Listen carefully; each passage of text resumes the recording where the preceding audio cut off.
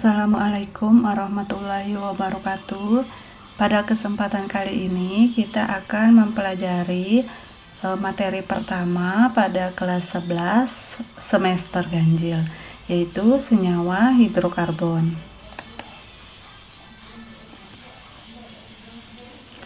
Senyawa hidrokarbon itu terdiri dari hidro, yaitu artinya hidrogen, kemudian karbon.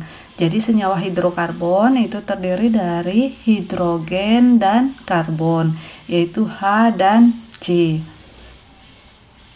Ini ada definisi senyawa hidrokarbon. Kita lihat dulu dari sejarah perkembangan senyawa hidrokarbon atau senyawa organik. Pada tahun 1827, Friedrich Wöhler mampu membuat senyawa organik dari senyawa anorganik sesuai reaksi berikut. Jadi dulu senyawa hidrokarbon itu dibedakan, ada senyawa organik dan ada senyawa anorganik. Jadi dulu senyawa organik diartikan yaitu senyawa yang berasal dari makhluk hidup. Kemudian senyawa anorganik yaitu senyawa yang berasal dari benda mati. Nah, ternyata pada tahun 1827 Friedrich Wöhler bisa membuat senyawa organik yang berasal dari senyawa anorganik yaitu urea. Jadi urea bisa dibuat melalui pemanasan amonium cyanat. Nah, jadi perbedaan dari senyawa organik dan senyawa organik di sini ada beberapa perbedaan. Yang pertama yaitu dari kestabilan terhadap pemanasan. Senyawa organik yaitu mudah terurai atau berubah strukturnya. Senyawa anorganik itu lebih stabil pada pemanasan. Berarti pada pemanasan senyawa organik lebih mudah terurai dibandingkan senyawa anorganik. Kemudian dari segi kelarutan, senyawa organik itu lebih mudah larut pada pelarut non-polar. Sementara senyawa anorganik mudah larut pada pelarut polar. Nah, sekedar mengingat kembali apa sih pelarut polar dan pelarut non-polar. Jadi pelarut polar itu contohnya adalah air. Pelarut non-polar itu contohnya adalah minyak. Jadi pelarut polar bisa bergabung sesama polar. Sementara pelarut non-polar bisa bergabung sesama non-polar. Nah, misalnya senyawa organik di sini dia bisa larut dengan pelarut non-polar.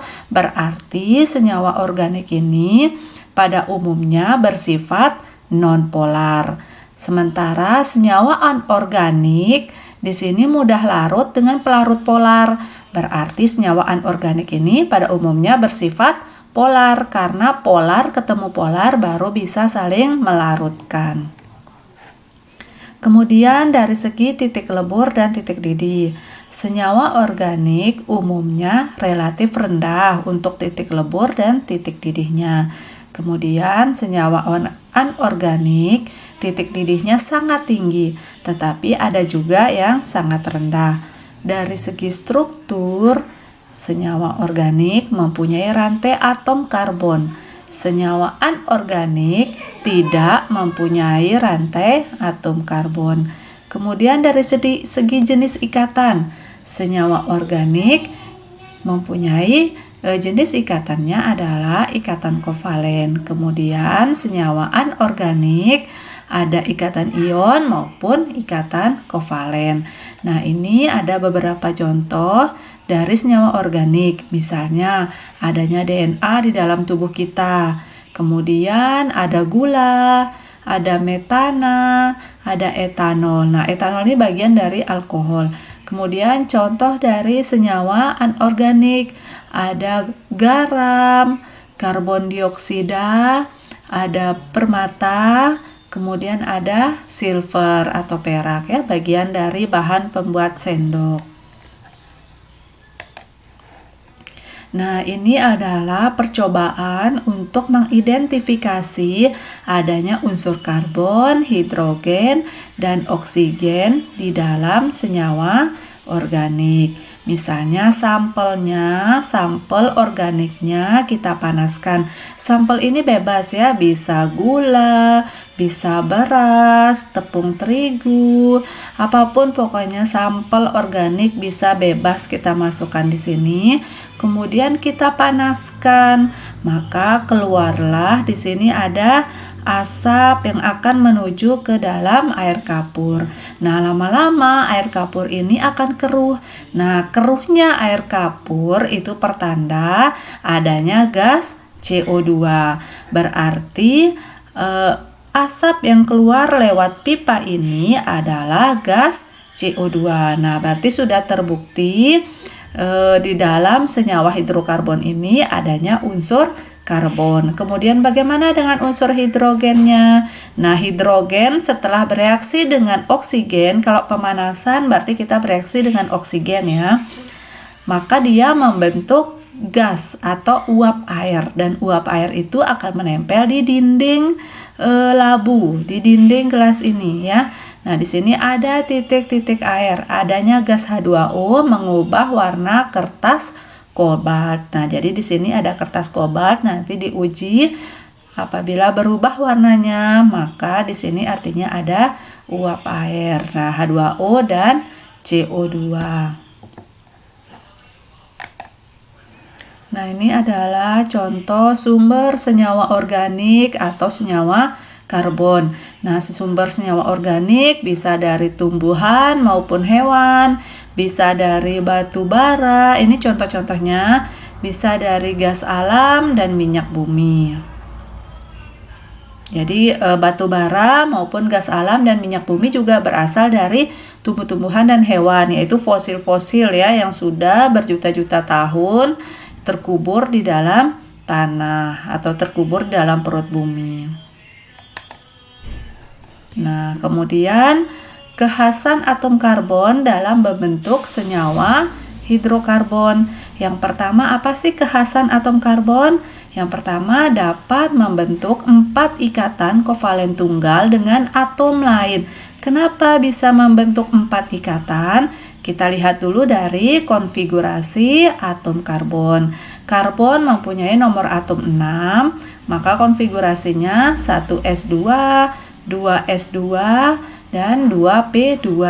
Berapa elektron valensi? Mengingat kembali ya, elektron valensi itu maksudnya elektron pada kulit terluar. Nah, kulit terluarnya di sini 2 ya, 2s dan 2p. Maka total elektron pada kulit terluar yaitu 4. Sehingga atom C akan dikelilingi oleh 4 elektron sesuai dengan jumlah elektron valensi. Untuk membentuk oktet, maka C membutuhkan 4 elektron lagi. Nah, ini 4 elektron ini akan didapat pada saat berikatan dengan unsur lain. Sehingga di sini dia mempunyai 4 ikatan ya, misalnya berikatan dengan H, maka akan mengikat 4 buah H. Kemudian yang kedua, dapat berikatan dengan sesama atom karbon, membentuk rantai yang bervariasi. Nah, jadi kekhasan yang kedua yaitu C ini bisa berikatan dengan C lainnya. Contohnya seperti ini. C, C, C, C. Nah, ini namanya rantai lurus. Yang ini namanya rantai bercabang. Ini juga rantai bercabang. Nah, bagaimana cara menghitung jumlah H yang diikat? Tergantung C sudah mengikat C ada berapa. Nah, C dengan C yang ini berarti C yang ini sudah punya 1 ikatan. Ya, jadi sisanya berarti dia mengikat 3 buah H untuk membentuk 4 ikatan. Ingat, C harus mempunyai 4 ikatan, tidak kurang dan tidak lebih. Nah, misalnya yang ini, C dengan C yang ini di sini dia sudah punya 1 ikatan. Maka 3 buah ikatan yang kurang itu dilengkapi oleh H, yaitu mengikat 3 buah H. Nah, yang untuk C yang ini dia sudah mengikat dua buah C, yaitu di kiri dan di kanan. Kalau sudah punya dua ikatan, maka sisa H yang harus diikat sisanya 2. Agar total ikatan pada C yang ini menjadi 4, yaitu 1, 2, tambah 2 buah H, jadinya 4. Begitu seterusnya ya. Nah, kemudian posisi atom karbon. Nah, untuk posisi atom karbon, ada atom C primer, atom C sekunder, atom C tersier, dan atom C kuartener. Apa atom C primer? Atom C primer itu adalah atom C yang mengikat satu buah C lainnya. Nah, jadi atom C yang mengikat satu buah C lainnya. Contoh, ini adalah C. Kemudian C yang ini mengikat, ini dia punya satu ikatan di sini, yaitu mengikat satu buah C yang ini. Maka nomor 1 ini adalah atom C primer. Kemudian kita lihat lagi yang sebelah sini. C yang ini mengikat satu buah C yang lainnya, yaitu C yang ini. Maka nomor 9 ini adalah atom C primer.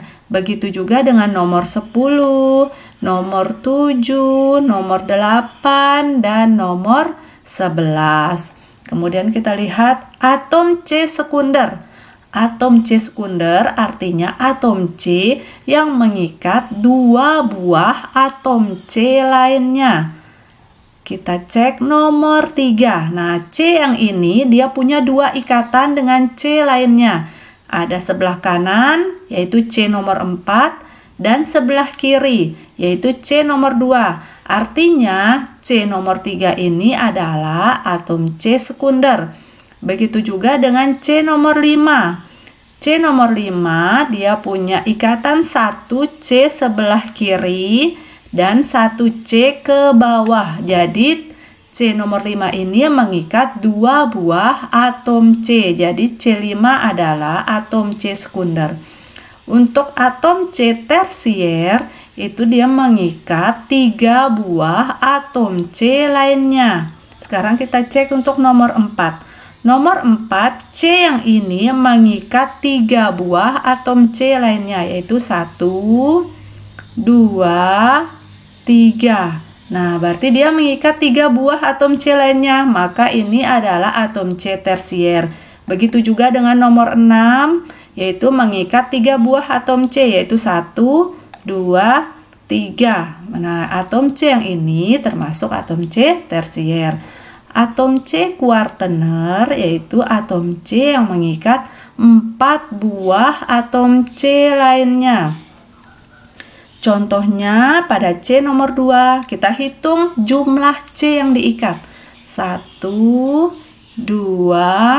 3, 4. Berarti C nomor 2 ini adalah atom C kuartener. Nah, kemudian penggolongan senyawa hidrokarbon. Yang pertama berdasarkan jenis ikatan. Ada hidrokarbon jenuh, ada hidrokarbon tidak jenuh. Hidrokarbon jenuh berarti ikatan C dengan C-nya ikatan tunggal. Ini cirinya cuma punya satu ikatan ya, ikatan tunggal.